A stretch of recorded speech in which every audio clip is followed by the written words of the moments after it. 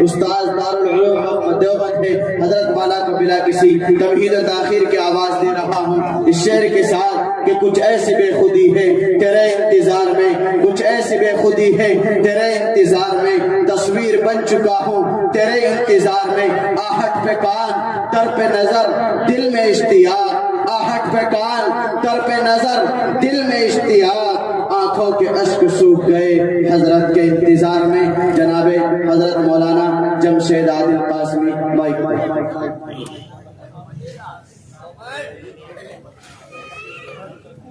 آگے آگے بیٹھ جائیں، کرسیاں خالی ہیں، آگے آ جائیں،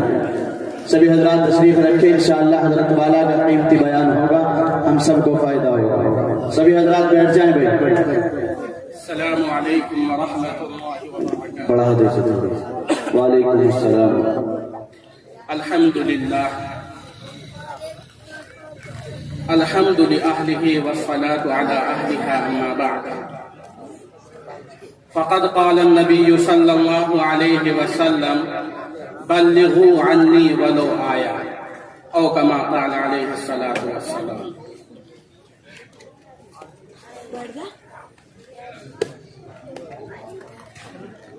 ماشاءاللہ یہ بہت ہی خوبصورت سا جلسہ ہے، دیکھنے میں تو بہت چھوٹا سا لگ رہا ہے لیکن بہت پرمغز ہے۔ ابھی آپ نے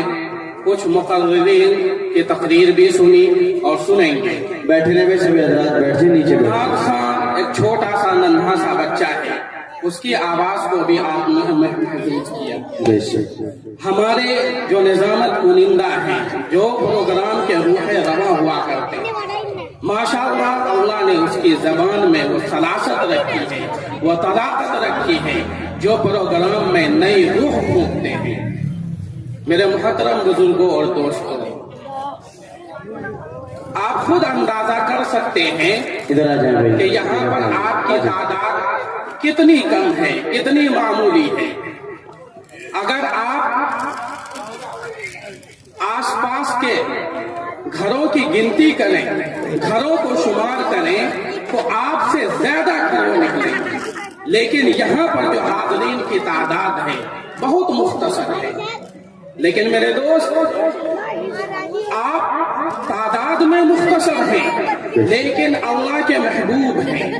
اللہ کی نظر کرم آپ پر ہوئی، اس لیے اللہ نے اپنی مجلس کے لیے آپ کا انتخاب۔ بے شک بے شک۔ حدیث کے اندر آتا ہے،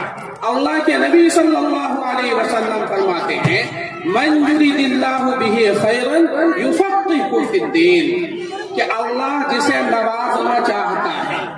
اللہ جس کے ساتھ خیر کا ارادہ کرتا ہے، اللہ جس کو اپنا محبوب بنانا چاہتا ہے، یفقہہ فی الدین، اسے دین کی سمجھ دیتا ہے، بے شک بے شک۔ اس کے دل کے اندر دین کی رغبت ڈال دیتا ہے، اس آدمی کو دین کی بات اچھی لگتی ہے، دینی محافل، دینی مجالس میں جانے میں اس کو سستی اور کاہلی نہیں آتی۔ تو آپ لوگ مبارک لوگ ہیں، اللہ کے محبوب ہیں، اللہ کے چہیتے ہیں، اللہ کی نظر، محبت بھری نظر آپ پر پڑی ہے کہ آپ دین کی باتیں سننے کے لیے اس نورانی محفل میں شریک ہوئے ہیں۔ اور جب کوئی بندہ اللہ کی مجلس میں آتا ہے، اللہ اس کے رسول کی بات سنتا ہے، تو پھر اللہ کا اعزاز و اکرام اس کے لیے کیا ہوتا ہے؟ ایک حدیث ہے، حدیث قدسی ہے، اللہ تعالیٰ فرماتا ہے، نبی کریم صلی اللہ علیہ وسلم فرماتے ہیں کہ اللہ فرماتا ہے کیا؟ اذا اتی العبد الی شبرا اتیتہ ذراعا، کہ جب میرا کوئی بندہ میری طرف ایک بالشت بڑھ کر آتا ہے، اتیتہ ذراعا، میں اس کی طرف ایک ہاتھ چل پڑ کے جاتا ہوں۔ بے شک بے شک۔ وَإِذَا أَتَى الْعَبْدُ إِلَيَّ ذِرَاعًا أَتَيْتُهُ بَاعًا، کہ جب میرا کوئی بندہ میری طرف ایک ہاتھ بڑھ کر آتا ہے، أَتَيْتُهُ ذِرَاعًا أَتَيْتُهُ بَاعًا، تو میں اس کی طرف دو ہاتھ بڑھتا ہوں۔ بے شک۔ وَإِذَا أَتَى الْعَبْدُ إِلَيَّ بَاعًا أَتَيْتُهُ مَشْيًا، کہ جب میرا کوئی بندہ میری طرف دو ہاتھ بڑھتا ہے، أَتَيْتُهُ مَشْيًا، تو میں اس کی طرف چل کر جاتا ہوں۔ وَإِذَا أَتَى الْعَبْدُ إِلَيَّ مَشْيًا अतैतुहु हरवलतन, कि जब मेरा कोई बंदा मेरी बात सुनने के लिए मेरी मजलिस में शरीक होने के लिए आता है, चल कर आता है, अतैतुहु हरवलतन, मैं उसकी तरफ दौड़ कर जाता हूँ। बेशक उल्टा है मामला, मोहताज हम हैं, वो मुस्तगनी है, जरूरतमंद हम हैं, वो बेनियाज है, लेकिन हम एक बारिश का आते हैं, अल्लाह हमारी तरफ एक हाथ बढ़ता है, हम एक हाथ बढ़ते हैं, अल्लाह हमारी तरफ दो हाथ बढ़ता है, हम दो हाथ बढ़ते हैं, अल्लाह चल कर आता है, हम चल कर आते हैं, अल्लाह दौड़ कर आता है। सुभान अल्लाह। अपनी रहमत की चादर में लपेटने के लिए, लेकिन यह हमारा नुकसान है, हमारी बदकिस्मती है कि हम अल्लाह की रहमत लेना नहीं चाहते, वरना अल्लाह की रहमत बहाना ढूंढती है कि किसी तरीके से मेरा बंदा मुझसे मगफिरत मांगे, मुझसे रहमत मांगे, मैं उसको रहमत अता कर दूं, मैं उसको मगफिरत दे दूं। अल्लाह। लेकिन हमारा मुआशरा इतना बिगड़ गया है, मुआशरा सबसे बड़ा मुरब्बी होता है, ये जो समाज होता है सबसे बड़ा मुरब्बी होता है। समाज अगर सालेह है तो वहां पर बसने वाले लोग नेक होते हैं, उनके जहन नेक होते हैं, साले होते हैं, मुस्बत सोच रखते हैं, अच्छी सोच के हामिल होते हैं। लेकिन अगर समाज बिगड़ा हुआ होता है तो फिर आदमी दीन से कटता चला जाता है, मस्जिद से दूरी बनाए चला जाता है। फिर जब आदमी दीन से कट जाता है, मस्जिद से दूर हो जाता है, तो अल्लाह की तरफ से अजाब का नुज़ूल होता है, मसाइब और आज़ाब नाज़िल होने लगते हैं, आदमी मुश्किलात से जूझने लगता है, एक मुश्किल खत्म नहीं होती, एक मुसीबत नहीं जाती कि दूसरी मुसीबत दरवाजा खटखटाने लगती है, वो मुसीबत खत्म नहीं होती, दूसरी बला आ जाती है। आदमी हमेशा परेशानियों की शिकायत करता है, हमेशा उलमा के पास जाता है, उसकी तदबीर मालूम करता है, मुसीबत से बचने के लिए, उससे नजात पाने के लिए दुआएं कराता रहता है। लेकिन अगर समाज ही पलीद है, अगर समाज ही बुरा है, अगर मुआशरा गंदा है, तो फिर नेकों की दुआ भी काम नहीं आती। अल्लाह के नबी सल्लल्लाहु अलैहि वसल्लम का इरशाद है, आप फरमाते हैं कि इदा फअलत उम्मती 15 खसलतन हल्ला बिहल बला, कि जब मेरी उम्मत में 15 किस्म की बुराइयां पाई जाएंगी, हल्ला बिहल बला, तो उम्मत की खैर नहीं है, उम्मत में बलाएं और मुसीबतें आनी शुरू हो जाएंगी। क़ीला वमा हिया या रसूल अल्लाह, सहाबा ने अर्ज किया कि वो 15 खसाइल, वो 15 अलामतें क्या है? अल्लाह के नबी सल्लल्लाहु अलैहि वसल्लम ने सिलसिलेवार गिनाया, इदा कानल मग़नमू दुआला, कि जब माने गनीमत को दौलत तस्वुर किया जाने लगेगा। पिछले जमाने में जंगें हुआ करती थी, ग़ज़वात हुआ करते थे, मुसलमानों को फतह होती थी, माले गनीमत हासिल होते थे, तो उसमें खुर्द बुर्द होने लगा था। तो अल्लाह के नबी सल्लल्लाहु अलैहि वसल्लम ने फरमाया, इदा कानल मग़नमू दुआला, कि जब माले गनीमत को आदमी अपनी दौलत तस्वुर करने लगेगा तो फिर उम्मत की खैर नहीं है। आगे अल्लाह के नबी सल्लल्लाहु अलैहि वसल्लम ने फरमाया, वज़्ज़कातु मग़नम वल अमानतु मग़नमा, और लोगों की अमानत को अपना माल तस्वुर किया जाने लगेगा। समाज के अंदर एक बंदा रहता है, उसी समाज में एक अमीन है, अमानतदार है, उसके पास आदमी एतमाद करके अपना माल और जमा पूंजी रख देता है कि ये अमीन है,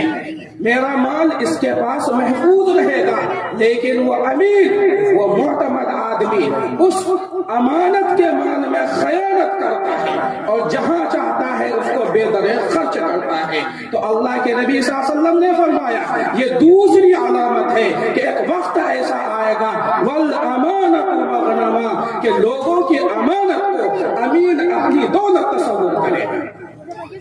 वज़्ज़कातु मग़रमा, तीसरी अलामत, तीसरी बुराई जो समाज को खा जाएगी, अल्लाह के नबी ने फरमाया, वज़्ज़कातु मग़रमा, कि ज़कात की अदायगी को लोग तारून समझेंगे, टैक्स समझेंगे और बादिले न खास्ता अदा करेंगे, अदा करने का दिल नहीं चाहेगा। زکات شریعت کی طرف سے واجب ہے، زکات کی ادائیگی ضروری ہے، لیکن اگر کوئی مولا، کوئی مولوی، کوئی مدرسے کا سفیر اس کے پاس پہنچتا ہے تو وہ آدمی کرسی پر ٹیک لگائے بیٹھا رہتا ہے، جیسے ہی رسید نکالتا ہے تو اس کی پیشانی میں سلوٹیں آنے لگتی ہیں، شکن پڑ جاتی ہیں، اور وہ جو شرعی طرف سے اللہ کا حق اس پر واجب ہے، زکات، اس زکات کی ادائیگی کو تاوان سمجھتا ہے، تو اللہ کے نبی نے فرمایا والزکات مغرمہ، کہ آدمی زکات تو دے گا لیکن بوجھ سمجھ کر کے دے گا، خوش دلی کے ساتھ زکات کی ادائیگی نہیں کرے گا۔ حالانکہ دوسری حدیث کے اندر اللہ کے نبی صلی اللہ علیہ وسلم کا فرمان ہے وَإِذَا مَنَعُوا الزَّكَاةَ مَنَعَتِ الْأَرْضُ بَرَكَاتِهَا مِنَ الزَّرْعِ وَالثِّمَارِ وَالْمَعَادِنِ، کہ جب لوگ زکات دینے سے رک جائیں، وَإِذَا مَنَعُوا الزَّكَاةَ، کہ جب لوگ زکات دینے سے رک جائیں گے، سفیر ان کے پاس جا رہا ہے، مچند ان کے پاس جا رہا ہے، مدارس چلانے والے ان کے پاس جا رہے ہیں، لیکن وہ زکات نہیں دے رہا ہے، تو اس کا وبال کیا ہوگا؟ اللہ کے نبی فرماتے ہیں کہ تم زکات سے اپنے آپ کو روکتے ہو، زکات دینے سے منع کرتے ہو، منعت الارض برکاتہا، تو زمین اپنی برکتوں کو روک لے گی، تم زکات روکو، زمین اپنی برکتوں کو روک لے گی۔ اللہ کے نبی فرماتے ہیں کہ زمین کی برکتیں کیا ہے؟ من الزرع، کھیتی، فصل، اگر کوئی آدمی کاشتکار ہے، کھیتی کرتا ہے، فصل اگاتا ہے، پھر زکات کی ادائیگی نہیں کرتا، تو اللہ کے نبی نے فرمایا منعت الارض برکاتہا، تو زمین اپنی برکتوں کو روک لے گی، اس کی کھیتی نہیں ہوگی، یہ کھیتی میں پریشان سرگردہ ہوگا، پانی پٹائے گا، کھاد ڈالے گا، اچھا سا اچھا بیج ڈالے گا، ہر طرح کی محنت کرے گا اچھی سے اچھی فصل اگانے کے لیے، لیکن اللہ کے نبی فرماتے ہیں چونکہ یہ زکات نہیں دے رہا ہے تو منعت الارض برکاتہا، تو زمین اپنی برکت کو روک لے گی۔ کھیتی کے راستے سے اس کے پاس مال آ رہا تھا، کھیتی کر رہا تھا، اس کے پاس سینکڑوں بیگھہ زمین تھی، اس میں فصلیں اگایا کرتا تھا، لیکن زکات نہیں دیتا ہے، تو پھر کھیتی نکلنی بند ہو جائے گی، فصلیں نکلنی بند ہو جائیں گی۔ اور اگر کسی کے پاس باغات سے اگر مال و اسباب جمع ہے، اگر اس کے پاس دولت باغ سے آ رہے ہیں، پھلوں کے باغ ہیں، تو اللہ کے نبی فرماتے ہیں منعت الارض برکاتہا من الزرع والثمار، اگر امرود کا باغ ہے، آم کا باغ ہے، سیب انگور کے اگر باغ ہے، اور وہ زکات کی ادائیگی نہیں کرتا ہے، عشر نہیں دیتا ہے، تو پھر اللہ تبارک و تعالی ان پھلوں کو نکلنے سے روک دے گا۔ اگر اس کے پاس دولت، کھیتی باڑی نہیں ہے، باغات نہیں ہیں، لیکن ان کے پاس کانے موجود ہیں جہاں سے وہ لوہے نکالتا ہے، سونا چاندی نکالتا ہے، تانبا نکالتا ہے، معدنیات کا اگر ان کے پاس کام ہے، تو اللہ کے نبی نے فرمایا کہ اگر یہ آدمی زکات نہیں دیتا ہے تو منعت الارض برکاتہا، تو زمین اپنی برکت کو روک لے گی، یعنی والمعادن، تو پھر ان کی کانوں سے اگر یہ لوہے نکالا کرتا تھا تو لوہے نکلنا بند ہو جائیں گے، اگر سونے چاندی کی کانیں تھیں، اگر تانبے اور سونے چاندی کے اگر ان سب کی کانیں تھیں تو یہ کانیں اپنی برکتوں کو کھو دیں گی، اور یہ کانیں معدنیات نکالنا بند کر دیں گی۔ تو اللہ کے نبی صلی اللہ علیہ وسلم نے فرمایا کہ تیسری برائی جس سے سماج کے اندر فساد اور بگاڑ آ جائے گا والزکات مغرمہ، کہ آدمی زکات کی ادائیگی کو تاوان سمجھے۔ آگے اللہ کے نبی صلی اللہ علیہ وسلم فرماتے ہیں وَأَطَاعَ الرَّجُلُ زَوْجَتَهُ وَعَقَّ أُمَّهُ، کہ آدمی اپنی بیوی کی اطاعت کرنے لگے گا، وَعَقَّ أُمَّهُ، اور اپنی ماں کی نافرمانی کرے گا۔ أَطَاعَ الرَّجُلُ زَوْجَتَهُ، کہ آدمی کے پاس، شادی شدہ آدمی ہے، بیوی اس کے پاس موجود ہے اور اسی گھر میں اس کی ماں بھی باحیات ہے، اللہ کے نبی نے فرمایا کہ لیکن اس آدمی کا معاملہ، اس آدمی کا سلوک بیوی اور ماں کے معاملے میں مختلف ہوگا۔ اطاع الرجل زوجتہ وعق امہ، کہ یہ آدمی اپنی بیوی کی بات مانے گا، وعق امہ، اور اپنے ماں کی نافرمانی کرے گا۔ حالانکہ ماں کی فضیلت، ماں کی اہمیت اللہ کے نبی صلی اللہ علیہ وسلم نے بہت بیان فرمائی ہے۔ جیسے ابھی صدر جمعیت علماء رڑکی ابھی جو مولانا تقریر کر کے گئے تھے ماں کی فضیلت پر، تو ماں کی بہت فضیلت ہے، بلکہ اگر آدمی ماں کی خدمت نہیں کرتا ہے، اگر آدمی ماں کو ستاتا ہے تو دنیا میں بھی اس کے لیے عذاب ہے، آخرت تو اس کی تباہ ہوتی ہی ہے۔ ایک واقعہ ہے، صحابی کا واقعہ ہے، علقمہ رضی اللہ تعالیٰ عنہ۔ حضرت علقمہ رضی اللہ تعالیٰ عنہ کے بارے میں آتا ہے کہ وہ بستر مرگ پر ہیں، موت آنا چاہتی ہے، لوگ کلمات کی تلقین کر رہے ہیں، لوگ ان سے کہہ رہے ہیں کہ لا الہ الا اللہ کی ورد کرو تاکہ موت آسان ہو جائے، تاکہ کلمے پر تمہارا خاتمہ ہو۔ لوگ تلقین پر تلقین کر رہے ہیں۔ حضرت علقمہ رضی اللہ تعالیٰ عنہ صحابی ہیں، لیکن لوگوں کی تلقین کے باوجود ان کی زبان سے کلمہ جاری نہیں ہو رہا ہے۔ یہ بات کسی نے آپ صلی اللہ علیہ وسلم کو پہنچائی کہ علقمہ بستر مرگ پر ہے، روح اب فنا ہونے والی ہے، لیکن لوگ کلمہ شہادت کی تلقین کر رہے ہیں، لیکن ان کی زبان کلمہ شہادت کو ادا کرنے سے قاصر ہے۔ تو اللہ کے نبی صلی اللہ علیہ وسلم نے پوچھا کہ معلوم کرواؤ کہ ان کے والدین زندہ ہیں۔ پتہ کروایا گیا، پتہ چلا کہ صرف والدہ باحیات ہے، والد کا انتقال ہو چکا ہے، لیکن بتایا کہ ان کی والدہ زندہ ہیں، لیکن ان سے ناراض ہیں، اپنے بیٹے سے خفا ہیں۔ اللہ کے نبی صلی اللہ علیہ وسلم نے پیغام بھجوایا کہ جا کر کے ان سے کہو کہ میں ملنا چاہتا ہوں، یا تو وہ خود میرے پاس آ جائیں یا میں ان کے پاس چلا جاتا ہوں۔ جب اس بوڑھی عورت کے پاس اللہ کے نبی صلی اللہ علیہ وسلم کا پیغام پہنچا تو اس نے کہا کہ میرے ماں باپ آپ پر فدا ہوں، میں خود آنا چاہتی ہوں، میں آپ کو زحمت نہیں دینا چاہتی۔ چنانچہ وہ آئی، آپ صلی اللہ علیہ وسلم نے وجہ ناراضگی پوچھی کہ آپ اپنے بیٹے سے ناراض کیوں ہیں؟ تو انہوں نے کہا کہ یہ اپنی بیوی کے مقابلے میں میری نافرمانی کرتا ہے، اگر اس کی بیوی اور مجھ میں تکرار ہو جاتی ہے تو ہمیشہ یہ اپنی بیوی کی بات مانتا ہے اور مجھ سے تکرار کرنے لگتا ہے۔ تو اللہ کے نبی صلی اللہ علیہ وسلم نے فرمایا کہ چلو وہ گزری ہوئی بات ہے، اب وہ بستر مرگ پر ہے، کب روح فنا ہو جائے کسی کو معلوم نہیں ہے، اس کی زبان سے کلمہ شہادت نہیں نکل رہا ہے، اگر تم نے معاف نہیں کیا تو پھر بغیر کلمہ کے یہ مر جائے گا۔ اللہ۔ وہ بوڑھی عورت کہتی ہے کہ میں معاف کرنے والی نہیں، میرا دل بہت دکھا ہے۔ تو پھر اللہ کے نبی صلی اللہ علیہ وسلم نے پاس میں بیٹھے صحابہ کرام سے عرض کیا کہ لکڑیاں جمع کرو اور اس کو سلگاؤ تاکہ اس کے بیٹے کو اسی آگ میں جلا دے۔ آگ میں جلنے کی خبر سن کر وہ بڑھیا کانپ گئی اور کہا میری نظر کے سامنے میرے بیٹے کو جلایا جائے گا، میرا دل کیسے برداشت کرے گا؟ اللہ کے نبی نے فرمایا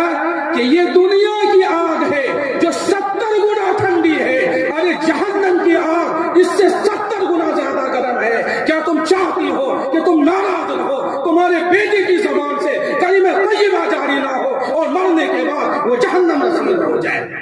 فوراً اس کا کلیجہ پگھل گیا اور کہا کہ میں اپنے بیٹے کو دل سے معاف کرتا ہوں۔ تو اللہ کے نبی صلی اللہ علیہ وسلم نے فرمایا کہ یہ ایک سماج کی برائی ہے کہ اطاع الرجل زوجته وعق امه،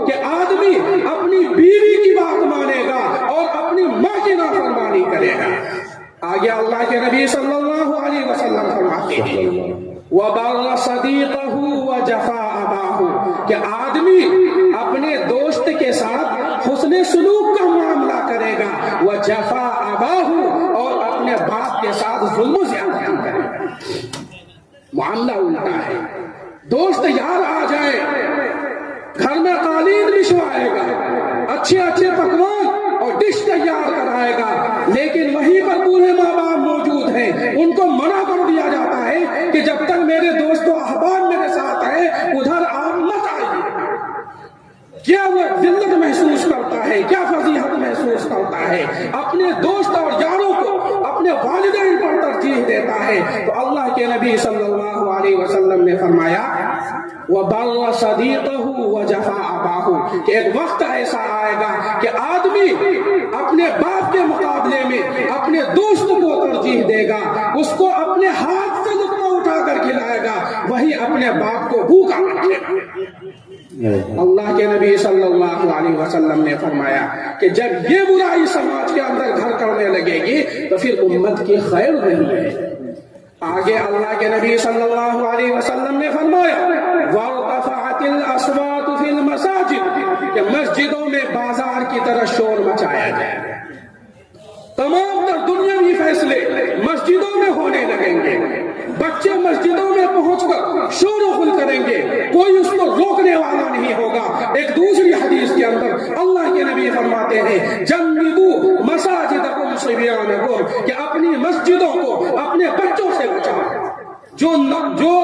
بے شعور بچے ہیں، ناسمجھ بچے ہیں، جو مسجد کے احترام اور تقدس کو نہیں پہچانتے، ان سے اپنے مسجد کو بچاؤ، اس لیے کہ مسجد مقدس جگہ ہے، عبادت کی جگہ ہے، اللہ کے نزدیک سب سے محبوب ترین جگہ ہے۔ لیکن اللہ کے نبی فرماتے ہیں کہ ایک زمانہ ایسا آئے گا، معاشرہ اتنا گندا ہو جائے گا وارتفعت الاصوات فی المساجد، کہ لوگ مسجدوں میں بازار کی طرح شور مچائیں گے۔ اگر جماعت کے وقت سے 10 منٹ پہلے پہنچ گئے تو چند نوجوان حلقہ بنا کر بیٹھ جائیں گے، دینی باتیں نہیں کریں گے، دنیاوی باتیں کرنا شروع کر دیں گے، ایک دوسرے کی غیبت شروع کر دیں گے۔ اللہ کے نبی نے فرمایا یہ بھی ایک سماج کی برائی ہے، اور یہ بھی سماج کو ہلاکت کرنے والی ایک برائی ہے۔ آگے اللہ کے نبی صلی اللہ علیہ وسلم فرماتے ہیں وَقَانَ زَعِيمُ الْقَوْمِ أَرْذَلَهُمْ، کہ قوم کا لیڈر، قوم کا نیتا، قوم کا سربراہ ارذلہم، سب سے گھٹیا آدمی ہوگا، سب سے ذلیل قسم کا آدمی ہوگا۔ جو تمہارا سربراہ ہوگا وہ ایک نمبر کا بدماش ہوگا، اپنی بدماشی کی بنیاد پر وہ تمہارا سربراہ بنا ہوا ہوگا۔ اللہ کے نبی نے فرمایا وَقَانَ زَعِيمُ الْقَوْمِ أَرْذَلَهُمْ، کہ قوم کا لیڈر تمہارا سب سے نیکوکار آدمی نہیں ہوگا بلکہ سب سے دین سے دور آدمی ہوگا۔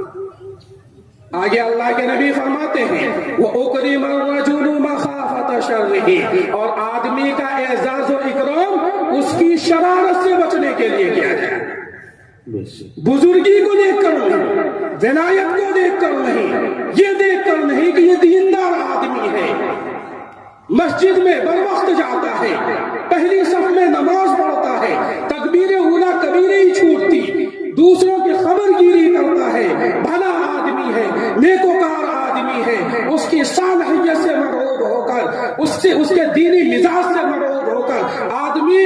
اس کا اکرام نہیں کرے گا، بلکہ اکرام کیوں کرے گا؟ اپنے گھر میں دعوت کیسے لوگوں کو دے گا؟ جو سب سے زیادہ بدماش ہے۔ کیوں؟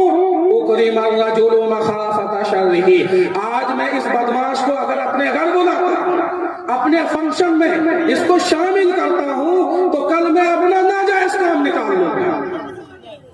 کل اگر کسی سے میری دشمنی ہو جاتی ہے تو اس کو میں ساتھ میں لے کر کے جاؤں گا، اسی لیے اس کے آنکھ و بھگت کرو، اسی لیے اس کا اعزاز و اکرام کرو۔ تو اللہ کے نبی نے فرمایا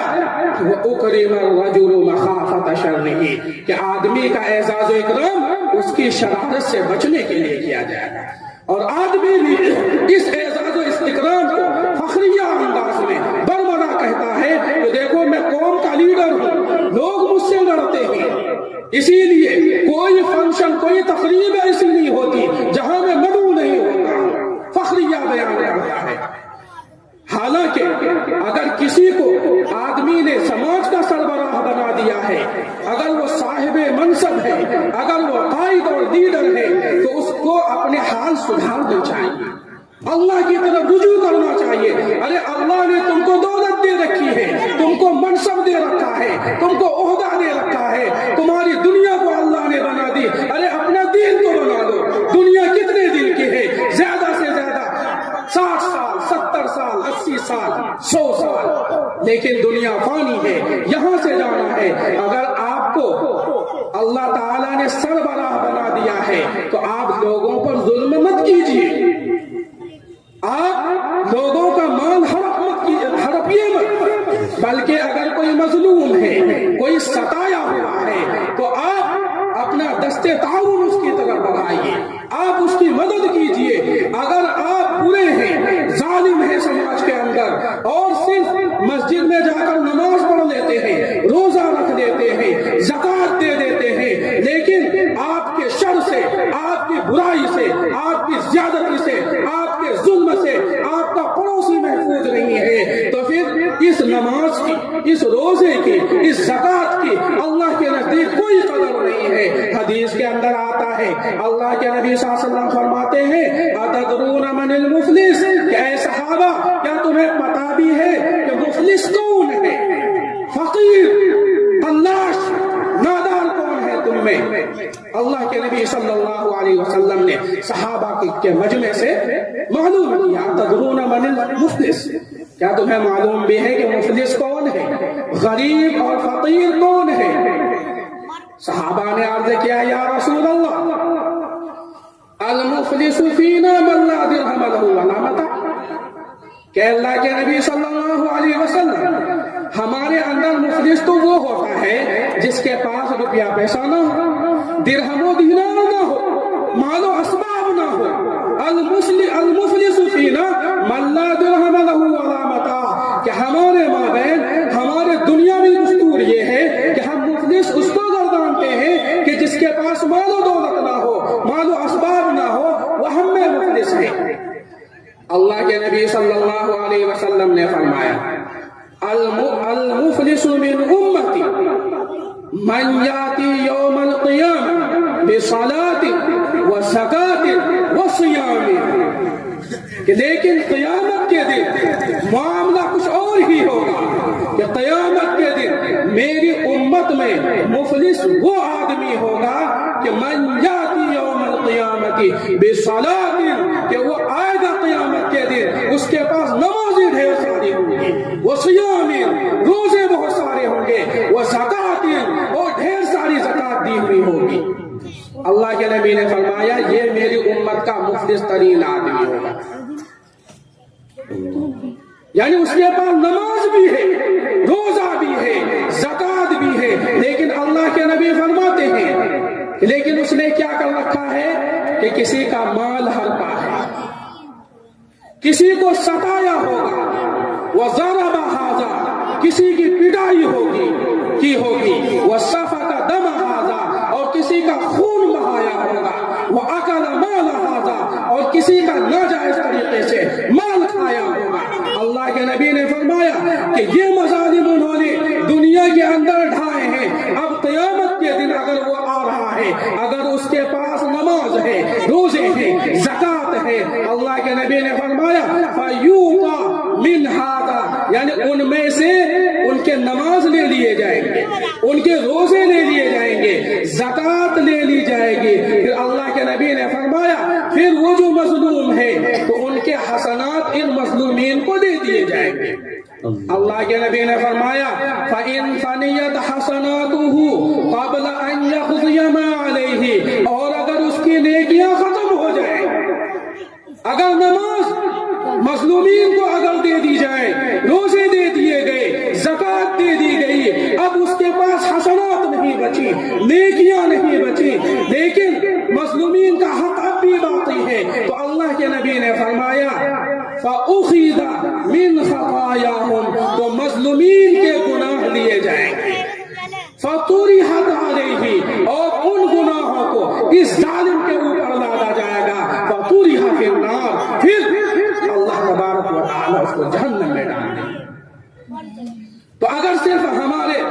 روزے اگر ٹھیک ٹھیک ٹھاک ہیں، نماز اگر ہم پابندی سے پڑھ رہے ہیں، زکوٰۃ کی ادائیگی کر رہے ہیں، لیکن اگر ہمارے معاملات صاف نہیں ہیں، اگر ہماری معاشرت اچھی نہیں ہے، تو پھر ہماری اس نماز کی، ہمارے روزے کی اور ہماری زکوٰۃ کی اللہ کے نزدیک کوئی قدر نہیں ہے۔ تو اللہ کے نبی صلی اللہ علیہ وسلم نے فرمایا وَأُكْرِمَ الرَّجُلُ مَخَافَةَ شَرِّهِ کہ آدمی کا اعزاز و اکرام اس کی شرارت سے بچنے کے لیے کیا جائے گا۔ آگے اللہ کے نبی صلی اللہ علیہ وسلم فرماتے ہیں وَشُرِبَتِ الْخُمُورُ شراب پینا عام ہو جائے گا، لوگ شراب پیئیں گے اور سماج کا ڈر بھی اس کے دل میں نہیں رہے گا، اتنا گندا ماحول ہو جائے گا۔ حالانکہ شراب اتنی قبیح چیز ہے، اللہ کے نزدیک اتنا مبغوض شے ہے کہ اللہ کے نبی فرماتے ہیں کہ لا یشرب المؤمن حین یشربها وهو مؤمن کہ جب کوئی شرابی شراب پیتا ہے تو جس وقت وہ شراب پیتا ہے وہ مومن نہیں رہتا، وہ مومن رہتا ہی نہیں ہے، وہ مسلمان رہتا ہی نہیں ہے۔ اللہ کے نبی نے ایک مثال دے کر کے سمجھایا کیسے کہ اگر کوئی آدمی شراب پیتا ہے تو اللہ کے نبی نے شبک بین اصابعہ، اللہ کے نبی صلی اللہ علیہ وسلم نے انگلیوں کو ایک دوسرے میں ڈال دی اس طریقے سے، فرمایا کہ جب مومن ایمان لاتا ہے اس کے دل کے اندر اگر توحید ہے، کلمہ شہادت ہے، وہ مومن ہے، تو اس کا ایمان اس کے دل کے اندر ایسے گھسا ہوا رہتا ہے، ایسے راسخ رہتا ہے۔ شبک النبی صلی اللہ علیہ وسلم بین اصابعہ، اللہ کے نبی صلی اللہ علیہ وسلم نے تشبیہ کی، دونوں ہاتھ کی انگلیوں کو ایک دوسرے میں ڈال دی کہ ایمان اس طرح دل میں گھسا رہتا ہے، لیکن جب وہ شرابی شراب پیتا ہے فنزعها تو اللہ کے نبی صلی اللہ علیہ وسلم نے انگلیاں کھینچ لی اس طرح۔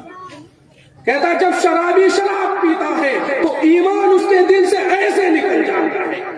اور اس کے سر پر معلق ہو جاتا ہے، اللہ کے عذاب کے لیے ڈھال بن جاتا ہے، یہ اللہ کی رحمت ہے۔ اگر ایسی حالت کے اندر کسی کا انتقال ہو جائے تو اس کے دل کے اندر ایمان نہیں رہے گا۔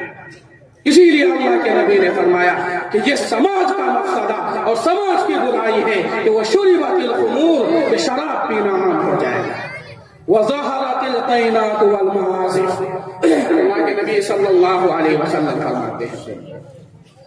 فاحشہ عورتوں کا بول بالا ہو، گانے بجانے کے آلات عام ہو جائیں، جہاں پر بھی دیکھ لو جو فاحشہ بدکار عورتیں ہیں، جو سماج کے اندر بے حیا عورتیں شمار ہوتی ہیں، ہر جگہ ان کا چرچا ہوگا۔ جہاں پر بھی چند نوجوان جمع ہو جائیں گے تو فلمی اداکاروں کا تذکرہ شروع کر دیں، جہاں پر اگر ہجوم ہے لوگوں کا تو پھر اچھے لوگوں کا تذکرہ اور چرچا نہیں ہوگا، صرف فاحشہ اور بدکاروں کا چرچا ہوگا اور انہی کے چرچے میں رب اللسان ہوں گے۔ اللہ کے نبی نے فرمایا ظہرت القینات والمعازف، فاحشہ اور بدکار لوگوں کا بول بالا ہوگا عورتوں کا، والمعازف گانے بجانے کے آلات عام ہو جائیں گے، ٹی وی وی سی آر LED ہر گھر میں ہوگا۔ اللہ کے نبی نے فرمایا ایک وقت ایسا کیا ہے، آخر میں اللہ کے نبی صلی اللہ علیہ وسلم فرماتے ہیں وَأَلْعَنَ آخِرُ هَذِهِ الْأُمَّةِ أَوَّلَهَا کہ اس امت کے بعد کے لوگ گزرے ہوئے لوگوں پر لعنت ہے کہ اگر ثابت میں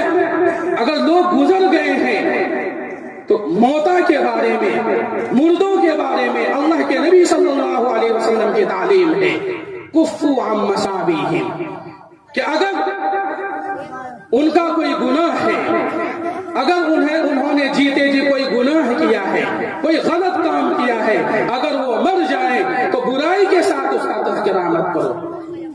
لیکن ایک وقت ایسا آئے گا وَأَلْعَنَ آخِرُ هَذِهِ الْأُمَّةِ أَوَّلَهَا کہ اس امت کے بعد کے لوگ اپنے پرکھوں کو کوسیں گے کہ انہی کی وجہ سے ہم پچھڑے ہوئے ہیں، انہوں نے ہمارے فائدے کا کوئی کام نہیں کیا، ہم ابھی پسماندہ اس لیے ہیں کہ انہوں نے کیا کاہلی دکھائی، انہوں نے آگے بڑھ کر کے کچھ نہیں کیا۔ اللہ کے نبی صلی اللہ علیہ وسلم فرماتے ہیں کہ یہ 15 برائیاں ہیں، یہ 15 خصلتیں ہیں، جب یہ 15 خصلتیں سماج میں گھر کر جائیں گے اللہ کے نبی فرماتے ہیں فَلْيَرْتَقِبُوا عِنْدَ ذَلِكَ رِيحًا حَمْرَاءَ أَوْ خَصْفًا أَوْ مَسْخًا تو اس وقت تم انتظار کرنا سرخ آندھی کا، زمین کے دھس جانے کا، شکل کے بگڑ جانے کا، پتھروں کی بارش کا انتظار کا۔ اگر سماج کے اندر یہ 15 قسم کی برائیاں جنم لینے لگے گی تو پھر امت کی خیر نہیں ہے۔ امت میں بلائیں اس طرح آئیں گے کہ بلاؤں سے، مصیبتوں سے امت کو چھٹکارا نہیں ملے گا۔ تو اللہ کے نبی نے بتایا کہ 15 علامتیں جب ظاہر ہونے لگیں گی تو پھر مشکلات کا نزول ہوگا، زلزلے آئیں گے، زمین دھس جائے گی، شکل بگڑنے لگے گی۔ لیکن اللہ کے نبی فرماتے ہیں وَذَلِكَ كَنِظَامٍ قُطِعَ سِلْكُهُ فَتَتَابَعَ، اور یہ مصائب اور مشکلات اتنے پے در پہ آئیں گے جیسے تسبیح کا دھاگا اگر ٹوٹ جائے تو تسلسل کے ساتھ یکے بعد دیگرے دانے نکلنے لگتے ہیں۔ ایسے ہی اگر 15 قسم کی علامتیں تمہارے سماج کے اندر جنم لینے لگیں گی تو پھر مصیبت اور بلا اس طرح تسلسل کے ساتھ نازل ہوں گی کہ ایک نہیں جائے گی کہ دوسرا دستک دینے کے لیے آ جائے۔ میرے محترم بزرگوں دوستو، اگر سماج کو سدھارنا ہے، اگر سماج کو صالح بنانا ہے، اگر معاشرے کو پاک بنانا ہے تو امر بالمعروف اور نہی عن المنکر کرنا ہے۔ لوگوں کو مسجد سے جوڑنا پڑے گا، بھلائی کی تلقین کرنی پڑے گی، برائیوں سے روکنا پڑے گا۔ جو صاحب اثر لوگ ہیں، با اثر لوگ ہیں، صاحب قوت لوگ ہیں، سماج کے اندر جو قوی لوگ مانے جاتے ہیں، جن کی بات چلتی ہے، وہ نیک بن جائے تو دوسروں کے لیے نیک بننا آسان ہو جاتا ہے، پھر سماج صالح شکل میں تشکیل پاتا ہے۔ لیکن اگر ہم نے امر بالمعروف نہیں کیا، لوگوں کو خیر کی طرف نہیں بلایا، ان کو برائیوں سے نہیں روکا، اللہ کے نبی فرماتے ہیں وَإِذَا لَمْ يَأْمُرُوا بِالْمَعْرُوفِ وَلَمْ يَنْهُوا عَنِ الْمُنْكَرِ صَلَّتَ اللَّهُ عَلَيْهِمْ عَدُوَّهُمْ، کہ اگر آدمی لوگوں کو اچھی باتیں بتانا چھوڑ دے، اگر بھلی باتیں بتانا اور اس کی تبلیغ کرنے سے آدمی رک جائے، اگر گشت نہ ہو، لوگوں کو مسجد سے جوڑنے کی فکر نہ ہو، لوگوں کے اندر دینی جذبہ آدمی پیدا نہ کرتا ہو، اللہ کے نبی نے فرمایا کہ اگر برائیوں سے آدمی دوسرے کو نہیں روکتا ہے، صحیح بات کی تلقین نہیں کرتا ہے، صلّت اللہ علیہم عدوہم، تو اللہ تعالیٰ ان کے اوپر دشمنوں کو مسلط کر دیتے ہیں۔ پھر تمہارا حکمران، تمہارا امیر، تمہارا سید، تمہارا حاکم تمہارا دشمن بن جائے گا۔ کیوں؟ اس لیے کہ تم بھی اسی کی طرح ہو گئے، تمہارے اندر دین کی پاسداری نہیں ہے، تمہارے اندر تدین نہیں ہے، تمہارے اندر صالحیت نہیں ہے، تمہارے اندر نیکی کا جذبہ نہیں ہے، تو پھر اللہ تعالیٰ اس کے خمیازے کے طور پر اور عذاب کے طور پر تمہارے دشمن کو تم پر مسلط کر دیں گے۔ فَعِنْدَ ذَلِكَ، کہتے ہیں يَدْعُو عِنْدَ ذَلِكَ خِيَارُكُمْ فَلَا يُسْتَجَابُ لَكُمْ، اور اس وقت تم پریشان ہو جاؤ گے۔ تم یہ دیکھو گے کہ معاشرے کے اندر نیک آدمی کون ہے، بڑا عالم کون ہے، مسجد سے جڑا ہوا کون ہے، تم اپنے بہترین مستجاب الدعوات لوگوں کو تلاش کرو گے۔ فَيَدْعُو عِنْدَ ذَلِكَ خِيَارُكُمْ فَلَا يُسْتَجَابُ لَكُمْ، اگر تمہارا معاشرہ ہی پلید ہے، تمہارا سماج ہی گندا ہے، اگر تم برائی میں ملوث ہو، پھر تم پریشانیوں میں گر جاؤ اور تم اچھے لوگوں کے پاس، ولی کامل کے پاس، بزرگ کامل کے پاس جاؤ اور ان سے کہو کہ حضرت دعا کر دیجئے، پریشانی حل ہونے کا نام نہیں لے رہی ہے، چاروں طرف سے پریشانیوں نے گھیر رکھا ہے۔ اللہ کے نبی نے فرمایا فَيَدْعُو عِنْدَ ذَلِكَ خِيَارُكُمْ، اس وقت تمہارے سب سے بہترین لوگ ولی کامل تمہارے لیے دعا کریں گے، فَلَا يُسْتَجَابُ لَهُمْ، لیکن کسی کی دعا نہ ہوگی، اس لیے کہ تمہارے احوال بدلے ہوئے نہیں۔ سب سے پہلے اگر تم چاہتے ہو کہ کسی کی دعا تمہارے حق میں قبول ہو تو پہلے اپنے احوال بدلو۔ جب تک اپنے دل کے اندر انقلاب نہیں لاؤ گے، جب تک تم معاصی سے توبہ نہیں کرو گے، گناہوں کا راستہ نہیں چھوڑو گے، تو اللہ کی طرف سے رحمت نہیں آئے گی، تمہاری زندگی میں سکون نہیں آئے گا، تمہارا کوئی بھی کام بنتا اور سلجھتا نہیں نظر آئے گا۔ تو میرے محترم بزرگوں اور دوستوں، اس لیے سماج کی فکر کرنی ہے. جو لوگ سماج سے دور ہیں، جو لوگ مسجد سے دور ہیں، جو لوگ برائیوں میں ملوث ہیں، ان کو برائیوں سے روکنا ہے، دین کی طرف ان کو کھینچنا ہے. کسی بھی تدبیر سے ہو، حکمت کے ساتھ، بھائی چارگی کے ساتھ. یہ نہیں کہ اس کو حقیر سمجھ کر کے، اس کو تانا اور آر دلا کر کے مسجد سے جوڑے، ایسا نہیں، بلکہ جس طریقے سے حکمت عملی کے ساتھ اس کو جوڑ سکے جوڑے، تاکہ ایک نیک معاشرہ، ایک صالح سماج تشکیل پائے. پھر دیکھیے جب نیک معاشرہ وجود میں آئے گا، صالح سماج وجود میں آئے گا، پھر دیکھیے اللہ کی طرف سے کتنے انعامات اور اکرامات کی بارش ہوگی. وآخر دعوانا الحمدللہ. ماشاءاللہ، ان کی تقریر میں دریا کی روانی دیکھی، ان کی تقریر میں دریا کی روانی دیکھی، غنچہ و گل کی رنگین جوانی دیکھی. ابر بن کے برس پڑنے کو جو آیا واعظ، بے طرح ہم نے خم میں کی سیلانی دیکھی. یہ تھے جناب سرپرست محترم جناب حضرت مولانا جمشید عادل صاحب قاسمی دامت برکاتہم العالیہ، جو اس دنیا کی عظیم ترین دینی درسگاہ وقف دارالعلوم دیوبند کی سرزمین سے ہم سب کے مابین ہم سب کی محبتوں میں پہنچے ہیں. اب بلا کسی تمہید و تاخیر کے